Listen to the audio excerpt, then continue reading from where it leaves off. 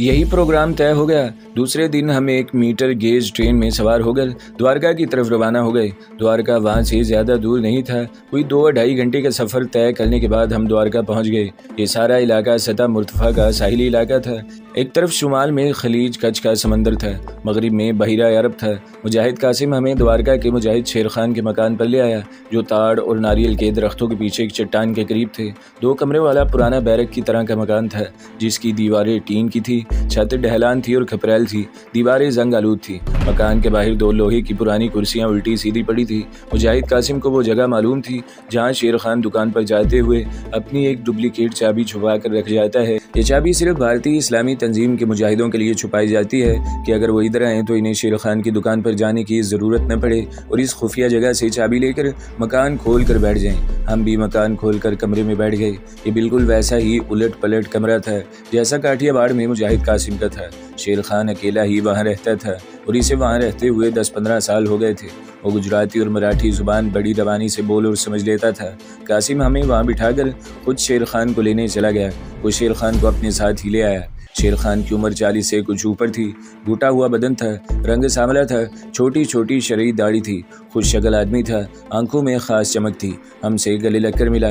मुजाहिद कासिम ने इसे रास्ते में सारी बात बता दी थी। शेर खान ने हमारे लिए चाय बनाई। खाना हमने द्वारका के स्टेशन पर ही खा लिया था। जब हमारी कमांडो पार्टी किसी मिशन पर रवाना होती थी तो हमें ऑर्डर दिया जाता था कि जहाँ और जब तुम लोगों को खाना पानी मिले खा पी लो। हमने भी ऐसे ही किया कि द्वारका के स्टेशन पर गाड़ी से उतरते ही रेलवे कैंटीन पर खाना खाया था।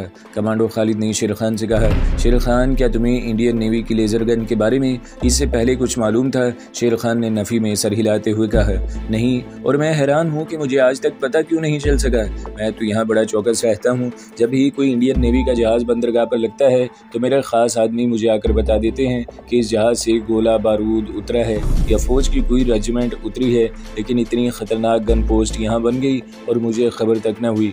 मैंने कहा, यह इंतहाई खुफिया मंसूबा है शेर खान। भारतीय फौजी हाई कमांड ने इस सिलसिले में इंतहाई राजदारी से काम लिया है और इसी हिसाब से वहाँ सिक्योरिटी का भी इंतहाई सख्त इंतज़ाम होगा।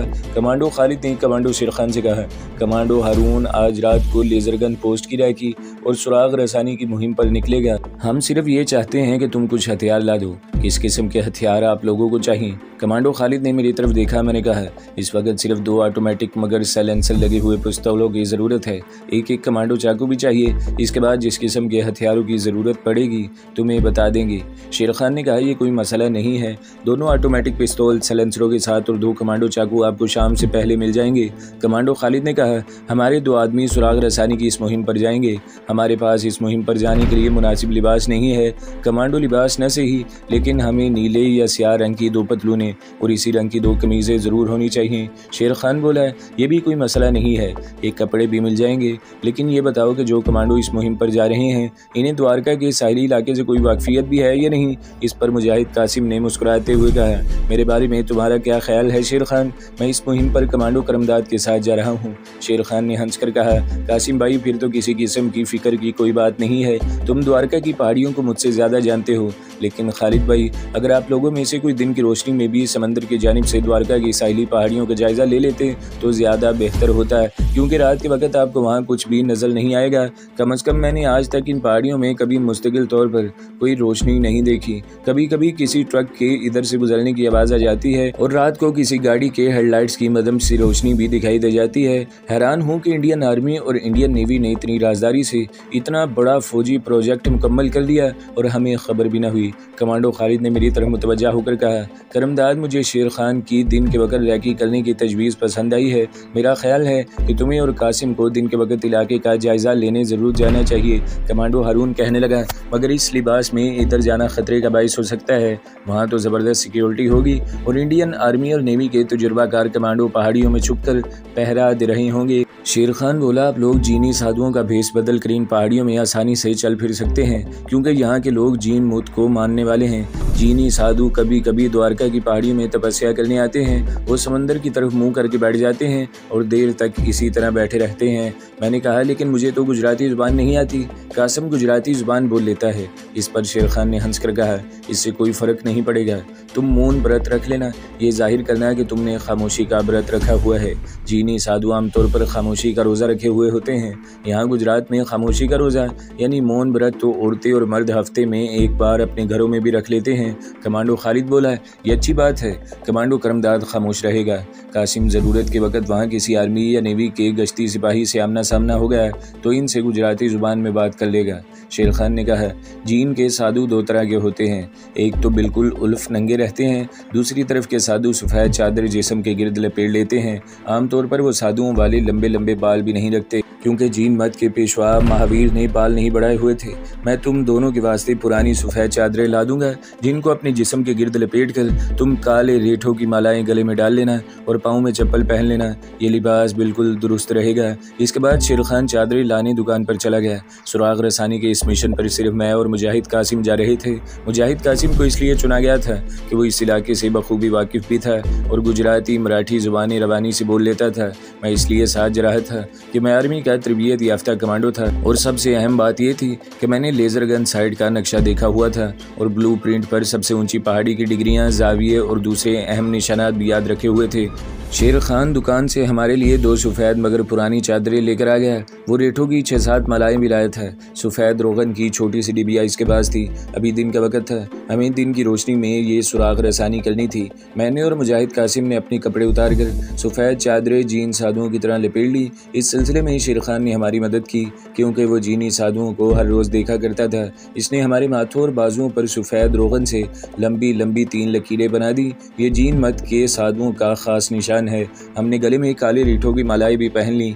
इस वक्त हमें अपने साथ ऑटोमेटिक पिस्तौल या कमांडो चाकू ले जाने की ज़रूरत नहीं थी, क्योंकि ये सुराग रसानी का मिशन था। जब हम पूरी तरह से जीनी साधु बन गए तो शेर खान ने हमारा पूरी तरह से जायज़ा लिया और बोला, अब तुम पूरे जीनी साधु बन गए हो। एक बात याद रखना, जीनी साधु ना गोश्त खाते हैं, ना अंडा, प्याज और लहसुन खाते हैं। जीन मत के पेशवा का नाम वर्धना था, मगर सब इसे महावीर के लक़ब से ही याद करते थे।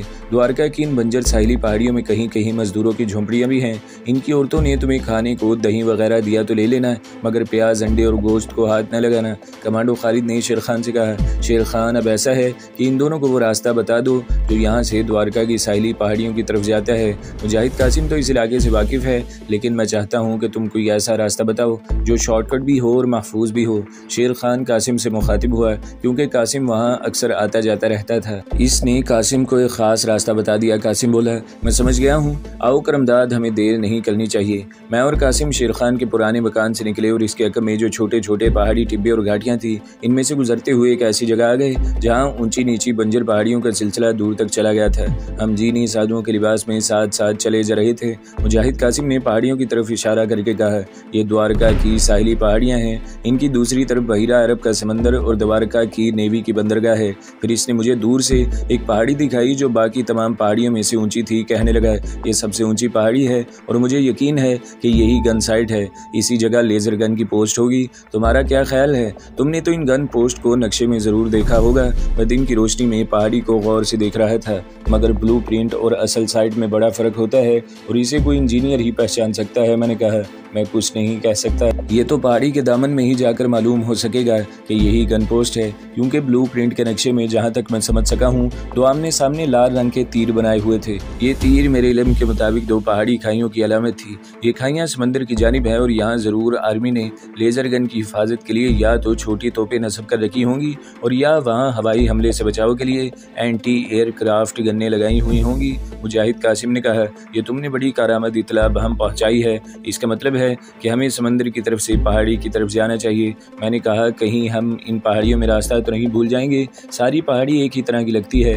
मुजाहिद कासिम हंसते हुए बोला, महाराज आप इत्मीनान रखें, मैं इन पहाड़ियों की लोमड़ी हूँ। बस तुम सिर्फ ये याद रखना कि तुमने खामोशी का रोज़ा रखा हुआ है। अगर कोई आदमी या औरत मिल गई तो खामोश रहना, तुम कोई बात न करना। मैंने कहा, इसकी तुम फिक्र न करो। हम चलते चले गए। सारा इलाका पहाड़ी था, मगर यह हमारे पाकिस्तान के पहाड़ी इलाकों की तरह नहीं था। ये समुद्री साहिल का इलाका इलाका था। पहाड़ियाँ खुश्क और बंजर थीं। कहीं कहीं कोई ताड़ का दरख्त पेंसिल या बॉल पॉइंट की तरह ऊपर को उठा हुआ नजर आ जाता था। इर्द गिर्द छोटे बड़े पत्थर बिखरे हुए थे। ज़मीन से 4-4, 5-5 फीट बाहर को निकली हुई चट्टानें भी थीं। हम काफ़ी लंबा चक्कर काट कर पहाड़ियों के दामन में पहुँच गए। यहाँ कहीं कहीं गढ़ों में पानी खड़ा था। ये समंदर का पानी था जो ज्वार भाटा के वक्त वहाँ आ गया हुआ था। अब हम एक पहाड़ी की चढ़ाई चढ़ने लगे। मुजाहिद कासिम कहने लगा, थक तो नहीं गए? मैंने कहा, मैं साबिक आर्मी कमांडो हूँ कासिम भाई, थकने का सवाल ही पैदा नहीं होता। वो मुस्कुराने लगा। हम एक टीले पर से होकर दूसरी तरफ नशीब में आ गए। यहाँ भी गढ़ों में समंदर का पानी खड़ा था जो गंदा हो रहा था। इसके आगे फिर चढ़ाई शुरू हो गई। इसी तरह टीलों पर उतरते चढ़ते हमने एक टीले की चोटी पर पहुंचकर दूसरी तरफ देखा तो सामने सब्ज रंग का समंदर हद्दे निगाह तक फैला हुआ था। दूर 1-2 जहाज भी समंदर में खड़े थे। कासिम कहने लगा, ये बहीरा अरब का समंदर है। वो अपने बाएं जानिब देखने लगा। इधर सबसे ऊंची पहाड़ी नजर आ रही थी। इसने कहा, मेरा ख्याल है इसी पहाड़ी के अंदर लेज़र गन नस्ब है। तुम्हारा क्या ख्याल है? मैंने पहले पहाड़ी को देखा, फिर दाएं बाएं ज़मीन के पहाड़ी नशीबो फराज का जायज़ा लिया और कहा, मगर मुझे यहाँ खाइयाँ कहीं दिखाई नहीं दे रही। मेरा ख्याल है हमें बाएं जानिब इन टीलों के साथ साथ कुछ आगे जाना चाहिए। हम बाएं जानिब चल पड़े। एक जगह टीलों के दरमियान थोड़ी सी खुली जगह आ गई। यहाँ एक झोंपड़ा था। झोंपड़े के बाहर एक औरत चूल्हे के पास बैठी कुछ पका रही थी। इसका नंग धड़ंग बच्चा करीब ही खेल रहा था। मुजाहिद कासिम ने मुझे आहिस्ता से कहा, तुम बिल्कुल न बोलना। ये कहकर वो साधुओं की तरह बड़ी बेनियाजी से कदम उठाता हुआ झोंपड़े की तरफ बढ़ा। हम झोंपड़ी के पास आ गए तो औरत ने पलट कर देखा और साड़ी के पल्लू से हाथ साफ करती उठ खड़ी हुई। अधेड़ उम्र की औरत थी। इसने आगे बढ़कर हम दोनों के पाँव छुए और गुजराती में कुछ कहा। इसके जवाब में मुजाहिद कासिम ने भी गुजराती ज़ुबान बोलनी शुरू कर दी। मुझे ज़्यादा समझ नहीं आ रही थी, तो ऐसे गुजराती ज़ुबान के कुछ लफ्ज़ उर्दू फारसी के थे जो मेरी समझ में आ रहे थे। कासिम ने मेरी तरफ इशारा करके औरत को कुछ कहा। जाहिर है यही कहा होगा कि मेरे साथी ने मौन व्रत रखा हुआ है। औरत ने हाथ जोड़कर मेरे आगे सर झुकाया। जल्दी से झोंपड़ी में से एक फटा पुराना बोरिया लेकर आ गई। बोरियों को ज़मीन पर बिछा दिया। कासिम ने मुझे बैठने का इशारा किया। हम आलती पालती मारकर बैठ गए। औरत ने बच्ची को हमारे आगे डाल दिया और गुजराती में कासिम से कुछ कहा। कासिम ने बड़े महान और पहुंचे हुए साधुओं की तरह बच्चे के सर पर हाथ रखकर इसे गुजराती जुबान में आशीर्वाद दी। औरत ने केले के पत्ते साफ करके इस पर खिचड़ी डालकर हमारे आगे रख दी और खुद दोजानू होकर सामने हाथ बांध कर बैठ गई। कासिम ने मुझे खाने का इशारा किया। हम खिचड़ी खाने लगे। कासिम गुजराती जुबान में औरत से बातें भी करता जा रहा था। ज़रूर वो इस इलाके के बारे में ज़रूरी मालूमात हासिल करने की कोशिश कर रहा था। हम इस औरत के पास 2-3 मिनट बैठे, फिर उठकर एक तरफ चल पड़े। ज़रा आगे जाकर मैंने मुजाहिद कासिम से पूछा, औरत से तुम क्या बातें कर रहे थे? वो बोला, इस औरत का खामन नेवल गोदी पर मजदूरी करता है। इसने बताया कि ऊपर वाली पहाड़ी पर किसी को जाने की इजाज़त नहीं है। मैंने इसे कहा था हम पहाड़ी पर जाकर तपस्या करना चाहते हैं। वो बोली, ऊपर साधु महाराज भी नहीं जाते। मैंने कहा, इसका मतलब है कि इस बात की तस्दीक हो गई है कि लेज़र गन की पोजीशन इसी पहाड़ी में किसी जगह पर है। वो बोला, हाँ, लेकिन इन खाइयों का भी सुराग लगाना ज़रूरी है जहाँ आर्मी की तोपें या एंटी एयरक्राफ्ट गन्ने लगी हुई हैं। इनकी पोजीशन की तस्दीक किए बगैर हमारा किसी तरफ को निकलते चले जाना खतरनाक साबित हो सकता है। मैंने कहा, लेकिन हम तो जीन मत के साधुओं के भेस में हैं। किसी ने चेक किया तो कह देंगे कि हम बाहर से आए हुए साधु हैं। हमें मालूम नहीं था कि इस तरफ आने जाने की इजाज़त नहीं है। मुजाहिद कासिम ने कहा, लेकिन तुम एक बात भूल गए हो कि हम दोनों मुसलमान हैं और अपने मुसलमान होने की नाकाबिले तरदीद निशानी अपने साथ लिए फिरते हैं। अगर आर्मी या नेवी के गश्ती सिपाहियों को हम पर ज़रा सा भी शक पड़ गया कि हम दुश्मन के जासूस हैं तो वो सबसे पहले ये देखेंगे कि हमारे ख़तरे तो नहीं हुए और एक सेकंड में सारा भांडा फूट जाएगा। इसलिए हमें बेहद मोहतात रहने की ज़रूरत है और जानबूझकर हमें अपने आप को ख़तरे में नहीं डालना होगा। हम इस पोजीशन में नहीं थे। मैं ये बात भूल ही गया था। कासिम मुजाहिद ने ऐन वक़्त पर बड़ी अहम और ख़तरनाक बात बता दी थी। मैंने कहा, फिर ऐसा करते हैं, तुम यहाँ बैठो। मैंने यहाँ का नक्शा देखा हुआ है। मैं नशीब में उतर कर आगे जाकर देखता भालता हूँ। हो सकता है वहाँ खाइयाँ नजर आ जाएं। कासिम कहने लगा, लेकिन तुम्हें बेहद मोहतात होकर जाना होगा। अगर नेवी आर्मी के किसी सिपाही से आमना सामना होगा तो बोलना बिल्कुल नहीं, वहीं आसमान की तरफ उंगली उठाकर खड़े हो जाना। मैंने कहा, तुम फिक्र न करो, मैं कमांडो हूँ, इन बातों को अच्छी तरह समझता हूँ। और मैं मुजाहिद कासिम को वहीं छोड़कर पहाड़ी नशीब में उतर गया। सामने दूर तक समंदर ही समंदर था। तेज़ हवा चल रही थी। मैंने बहुत आहिस्ता आहिस्ता नशीब में उतरना शुरू कर दिया। अचानक मुझे किसी आदमी की आवाज़ आई। मैं वहीं बैठ गया। मेरे आगे 50 कदमों के फासले पर पहाड़ी की ज़मीन फिर ऊंची हो गई थी और आगे झाड़ियों की छोटी सी दीवार थी। ये आवाज़ इन झाड़ियों की तरफ से आई थी। थी। मैं बड़ी एहतियात से बज़ाहिर बेनियाजी से चलता झाड़ियों के पास जाकर बैठ गया। मैंने झाड़ियों में से दूसरी तरफ देखा। मेरे खुदा, जिस चीज़ की हमें तलाश थी वो मेरे सामने थी। मैंने देखा कि खंदक टाइप की लंबी खाई है जिसमें साथ साथ दूर मार तोपें लगी हुई हैं। इंडियन आर्मी के काले काले नाटे कद के 2-3 सिपाही तोपों के पास बैठे मग्गों में चाय पी रहे थे और बातें कर रहे थे। मैं जल्दी से पीछे हट गया, कुछ सोचकर दूसरी बार गहरी नज़र से खाई का जायज़ा लिया। ये खाई 6-7 फीट गहरी थी और निसफ दायरे की शक्ल में पहाड़ी के साथ साथ आगे तक चली गई थी। तोपों पर जाल डालकर इन्हें कैमोफ्लेज किया गया था। ये कुल 6 तोपें थी जिनकी नालियां खंदक या खाई से बाहर निकली हुई थी और इनका रुख समंदर की तरफ था। यही वो जगह थी जिसको नक्शे पर तीरों के निशान से जाहिर किया गया था। मैं दबे दबे पाँव चलता वहीं से वापस आ गया और मुजाहिद कासिम को तोपों के बारे में बताया। वो कहने लगा, तुम्हारा अंदाज़ा सही था। ये तोपें साहिल के दफा के लिए हैं या इसके लिए भी हैं कि अगर लेज़र गन में कोई ख़राबी पैदा हो जाए तो साहिल की तरफ से बढ़ने वाले जहाज़ों पर गोलाबारी की जा सके। मैंने कहा, छोटी तोपें तो हमने तलाश कर ली हैं, अब हमें बड़ी गन का सुराग लगाना होगा। वो कहने लगा, वो सामने वाली पहाड़ी पर ही होगी, लेकिन लगता है कि हम ममनुआ इलाके में दाखिल हो चुके हैं। यहाँ किसी भी वक्त कोई किसी तरफ से निकलकर हमें पकड़ सकता है। मैंने कहा, सामने वाली पहाड़ी ज़्यादा बुलंदी पर नहीं है और इसकी ढलान पर बाहर निकली हुई चट्टानें भी हैं जिसकी आड़ हमें नज़रों से बचा सकती है। तुम क्या मशवरा देते हो? तुम फौजी कमांडो हो? मुजाहिद कासिम ने मुझसे पूछा। मैंने कहा, हम दुश्मन की नाक के बिल्कुल नीचे आ गए हैं। अब हमें सुराग रसानी का मिशन मुकम्मल करके ही वापस जाना होगा। हम पहाड़ी के ऊपर जाएंगे और इस तरह चढ़ाई चढ़ेंगे जैसे साधु पहाड़ियों पर जड़ी बूटियां तलाश करते हैं। ओके, आ जाओ, मगर याद रखना तुम कोई बात नहीं करोगे। हम एक दूसरे के दरमियान में 4-5 कदम का फासला रखकर पहाड़ी की चढ़ाई चढ़ने लगे। हम झुक कर चल रहे थे और किसी वक्त पत्थरों को ज़मीन पर से उठाकर देख भी लेते थे। हम ये तासुर देने की कोशिश कर रहे थे कि साधु लोग हैं और जड़ी बूटियों की तलाश में हैं। चढ़ाई ज़्यादा सीधी नहीं थी, लेकिन वहाँ झाड़ियाँ बिल्कुल नहीं थी। थोड़े थोड़े फासले पर ज़मीन से चट्टानें ज़रूर निकली हुई थी। हम इनकी ओट में होकर बैठ जाते और जब देखते कि चारों तरफ कोई फौजी नज़र नहीं आ रहा तो दोबारा चढ़ाई चढ़नी शुरू कर देते। हम काफ़ी चढ़ाई चढ़ाए थे। एक जगह चट्टान के पीछे छुपकर सुस्ता रहे थे और माहौल का जायजा ले रहे थे कि नीचे से हमें 4 फौजी चढ़ाई चढ़ते नजर आए। उन्होंने सिरों पर लकड़ी के बक्स उठा रखे थे। कासिम ने आहिस्ता से कहा, कहीं ये हमारी तरफ तो नहीं आ रहे? मैंने कहा, खुदा का शुक्र है, हमने लेज़र गन साइड का सुराख लगा लिया है।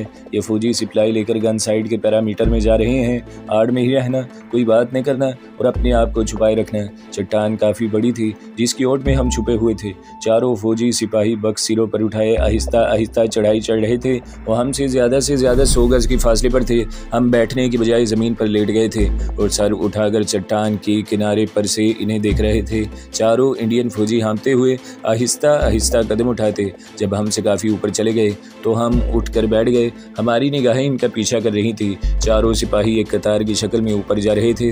ऊपर भी अब 2 सिपाही नजर आए। मैंने नोट किया था कि दोनों फौजी पहाड़ी दीवार की किसी शुगाफ में से निकलकर बाहर आए थे। इनमें से एक फौजी ने नीचे से आने वाले फौजियों को जल्दी ऊपर आने का ऑर्डर दिया था। सिपाही हाँफते हाँफते ऊपर पहुंच गए, फिर ऊपर वाले दोनों फौजियों के साथ गायब हो गए। वो गायब नहीं हुए थे बल्कि पहाड़ी की दीवार में जो गार या शुगाफ था इसमें चले गए थे।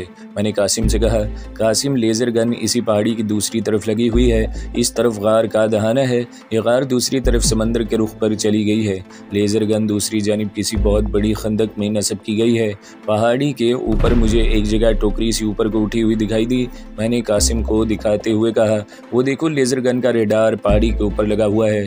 कासिम ने रेडार को गौर से देखते हुए कहा, तुम ठीक कहते हो, मेरा ख्याल है अब हमें वापस चलना चाहिए। हमारा सुराग रसानी का मिशन मुकम्मल हो गया है। क्या ख्याल है तुम्हारा? मैंने कहा, ठीक है, मैंने सारी इलाके की अहम जगहों को अपने हिसाब से जहन में नोट कर लिया है। चलो वापस चलते हैं। इस वक्त दिन ढलने लगा। सूरज द्वारका की साहिली पहाड़ियों के ऊपर निकलता चला जा रहा था। हम जिस तरफ से आए थे इसी तरफ से वापस चल पड़े। जब हम पहाड़ी ढलान से उतरकर इस जगह पर आए जहाँ पत्थरों और चट्टानों के दरमियान समुद्री लहरों का पानी जमा हो गया था तो एक तरफ से 2 फौजी सिपाही निकलकर हमारे सामने आ गए। उन्होंने हमें रोक लिया। एक फौजी ने पूछा कि हम कौन हैं और इधर क्या करते फिरते हैं। मैं खामोश रहा क्योंकि मैंने ये जाहिर करना था कि मैंने खामोशी का रोज़ा यानी मौन व्रत रखा हुआ है। मुजाहिद कासिम ने इन्हें संभाल लिया। इस वक्त मुझे मालूम हुआ कि कासिम बड़ा अच्छा अदाकार भी है। वो हिंदुओं की देवी देवताओं और साधु सन्यासियों के बारे में और इनकी कमज़ोरियों से भी अच्छी तरह वाकिफ़ है। इसने बाजू पर उठाकर गुजराती ज़ुबान में कोई श्लोक पढ़ा और कहा, हम महावीर के भगत हैं, द्वारका जी के मंदिर की यात्रा करने के बाद यहाँ ज्ञान ध्यान करने आए हैं। दोनों सिपाहियों ने एक दूसरे की तरफ देखा। इन पर मुजाहिद कासिम के उपदेश का असर हो गया था। दूसरे सिपाही ने कहा, महाराज आपको मालूम नहीं, इधर किसी को आने की परमिशन नहीं है, ये सिविलियन के लिए आउट ऑफ बाउंड इलाका है। कासिम ने एक बार फिर बाजू उठाकर बुलंद आवाज में कहा, हम महावीर के दास हैं, इन पहाड़ियों में हमारे महावीर जी भगवान की तपस्या करते रहे हैं, ये जगह हमारे लिए पवित्र है। पहले सिपाही ने कहा, महाराज आप इधर नहीं जा सकते, आप यहाँ से नीचे दूसरी पहाड़ियों में चले जाएं, वहाँ जाकर समाधि लगा लें। मैंने दिल में खुदा का शुक्र अदा किया कि जान छूटी। मैं एक तरफ चल पड़ा। कासिम जैसे मेरे चलने का इंतजार कर रहा था। इसने सिपाहियों से कहा, सत्य बचन, जय हो महावीर महावीर की, और वो भी मेरे पीछे चलने लगा। हम वहाँ से नशीबी इलाके में उतर गए। मुजाहिद कासिम रुक गया। इसने बाजू उठाकर जय महावीर का नारा लगाया और पीछे देखा। असल में वो इस बहाने देखना चाहता था कि सिपाही हमारा पीछा तो नहीं कर रहे। मैंने भी पीछे मुड़कर देखा। सिपाही टीले की चढ़ाई चढ़ते दिखाई दिए। मैंने कासिम से कहा, तुम तो बड़े अच्छे एक्टर हो कासिम भाई। वो मुस्कुराया, कहने लगा, मैंने सारी ज़िंदगी गुजरात काठियावाड़ में गुजारी है, इन लोगों के ज़हन को अच्छी तरह से जानता हूँ, लेकिन सोचता हूँ कि अगर इनकी जगह सिख या गोरखा फौजी होते तो फिर हम फंस गए थे, क्योंकि इन पर महावीर जीन का कोई असर नहीं होना था। वो ज़रूर हमें इंट्रोगेशन के लिए पकड़ कर ले जाते। इसी तरह आपस में बातें करते हम इस इलाके से निकल कर द्वारका शहर को जाने वाली पथरीली सड़क पर आ गए। कासिम कहने लगा, अब हमें यहाँ से सीधा शेर खान के मकान पर नहीं जाना चाहिए। हो सकता है हमारा पीछा किया जा रहा हो, क्योंकि हम फौज के एक इंतहाई हसास इलाके से निकल कर आ रहे हैं। तो फिर क्या करें, मैंने पूछा। कासिम बोला, यहाँ कदम कदम पर जीन मंदिर है, किसी मंदिर में चलकर बैठ जाते हैं। जब अंधेरा होगा तो शेर खान के घर की तरफ चले जाएंगे।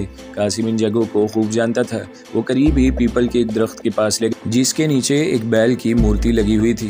बैल के ऊपर एक आदमी सवार था। वहाँ सिर्फ एक बूढ़ी औरत झाड़ू दे रही थी। गायों और बैल तो मैंने हिंदुस्तान के तकरीबन हर शहर में शुतरे बेमुहार की तरह सड़कों पर चलते फिरते देखे थे। हमारे शहर में इस तरह कोई लावारिस बैल फिरता नजर आए तो दूसरे लम्हे वो बोचड़ खाने पहुंच जाए। मगर भारत के शहरों में तो बैल और गाय की पूजा होती है। गाय को हिंदू गौ माता कहते हैं। बैल पर चूंकि देवता शिव सवारी करता था, इसलिए इसे भी मुकद्दस समझा जाता है। जुनूबी और भारत के मगरबी इलाके में तो कोई बैल बाजार में नजर आ जाए तो लोग इसे दूध पिलाते हैं, लड्डू खिलाते हैं, इस पर हार डालते हैं। यहाँ भी इसी तरह के एक बैल की मूर्ति पीपल के दरख्त तले नस्ब थी। दरख्त मेरे ख्याल में पीपल का ही था। औरत ने दो जीनी साधुओं को आते हुए देखा तो झाड़ू छोड़कर हाथ बांधकर खड़ी हो गई। मुजाहिद कासिम ने इसके सर पर हाथ रखकर इसे गुजराती जुबान में आशीर्वाद दी और हम बैल की मूर्ति के पास आलती पालती मारकर बैठ गए। हमें दिन डूबने का इंतजार था कि ज़रा अंधेरा हो तो हम वहाँ से शेर खान के घर की तरफ चले जाएं। दो जीनी साधुओं को बैल की मूर्ति के पास बैठे देखकर दो तीन देहाती मजदूर टाइप के लोग भी वहाँ आ गए। हमारे पाँव छू कर इनमें से दो तो उठकर चले गए। एक वहीं हाथ बांधे बड़े अदब से बैठे रहा। हम नहीं चाहते थे कि हमारे पास कोई बैठे, हमें आपस में बातें भी करनी थी। कासिम इसे गुजराती में कुछ कहा। वो आदमी रोने लगा। इसने रोते हुए गुजराती में कोई जवाब दिया और कासिम के पाँव पर सर रख दिया। इनके दरमियान गुजराती जुबान में कुछ मुकालमे हुए और वो आदमी उठकर अपने आंसू पूछता हुआ चला गया। दरमियानी उम्र का दुबला पतला आदमी था, रंग खिलता हुआ था। इसके जाने के बाद मैंने मुजाहिद कासिम से पूछा, ये आदमी क्या कहता था? कासिम ने कहा, करमदाद भाई, इन देहाती लोगों के बड़े मसले होते हैं। कहता था मैं गरीब हूँ, रोज़गार नहीं मिलता, साहूकार से कर्ज लिया था, अब वो तंग करता है। कहता है कर्ज मासूद वापस करो या अपनी बेटी की शादी मुझसे करो। मैंने इस मौजू पर मजीद कोई बात न की और अपने मिशन के बारे में बातें शुरू कर दी। मैंने मुजाहिद कासिम से कहा, तुम्हारा क्या ख्याल है, हमें रात को किस वक्त इस तरफ आना चाहिए? वो बोला, आधी रात के बाद का वक्त ठीक रहेगा। इस वक्त गश्त करने वाले संतरियों पर भी नींद का गलबा होता है और इनसे गफलत हो सकती है। मैंने पूछा, मेरा ख्याल है हमें अब किसी दूसरे रास्ते से लेजरगन पोस्ट वाली पहाड़ी पर जाना चाहिए। हो सकता है इस तरफ सिक्योरिटी ज़्यादा हो, क्योंकि तोपों के बंकर्स भी इसी तरफ हैं। मुजाहिद कासिम बोला, पहाड़ी के ऊपर जाने का सिर्फ यही एक महफूज रास्ता है। दूसरा रास्ता समंदर की तरफ से है, जो इससे ज़्यादा ख़तरनाक है। वहाँ सिक्योरिटी भी सख्त होगी और ढलान पर हो सकता है नेवी की मशीन गन चौकियाँ भी हों। इसलिए हम इसी रास्ते से पहाड़ी पर चढ़ेंगे। आगे चढ़ाई ज़्यादा नहीं, हमें अपने साथ हथियार ज़रूर रखने होंगे। एक एक चाकू और ऑटोमेटिक पिस्तौल काफ़ी होगा। मुजाहिद कासिम बोला, क्योंकि ये हमारा कमांडो ऑपरेशन नहीं है, ये रैकी मिशन है, हमें टारगेट की निशानदेही करनी है।